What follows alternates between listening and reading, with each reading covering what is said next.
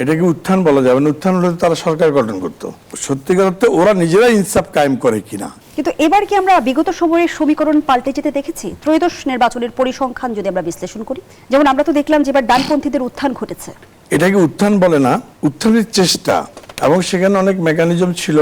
ডানপন্থীদের উত্থান বলতে দক্ষিণপন্থী, আমি ডানও বলবো না, ডান তো অনেকেই থাকতে পারে, মানে চরম ডান দক্ষিণপন্থী যাদেরকে বলা যায়, তাদের উত্থানটাকে আপনি এটাকে উত্থান বলা যাবে না। উত্থান হলে তারা সরকার গঠন করতো।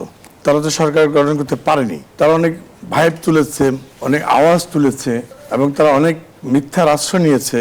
যেমন ধরেন, তারা একদিকে 1 বছর আগে প্রার্থী ঘোষণা করেছে, আবার বলছে তারা ফি ছাড়া ইলেকশন করবে না, আবার বলছে গণভোট ছাড়া তারা ইলেকশন করবে না। এইসব বলে এই যে মানুষকে একটা ধুম্র জালে ফেলে দিয়েছে। পাশাপাশি তারা আবার ইলেকশন করতে গিয়ে বলছে যে আপনার ওদের দাঁড়িপাল্লা মার্কায় ভোট দিলে বেহেশত যাওয়া যাবে।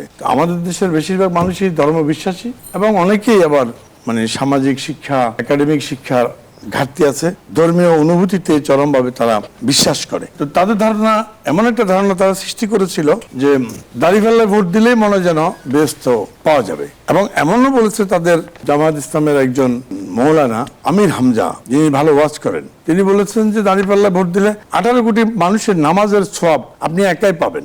এই বিশ্বাসগুলো কিছু কিছু অবুঝ মানুষের মধ্যে চাপিয়ে দেওয়া হয়েছে। এবং ইনসাফের কথা তারা বলছে বারবার। তো ইনসাফ তো সবাই পছন্দ করে, কিন্তু সত্যিকার অর্থে ওরা নিজেরাই ইনসাফ কায়েম করে কিনা।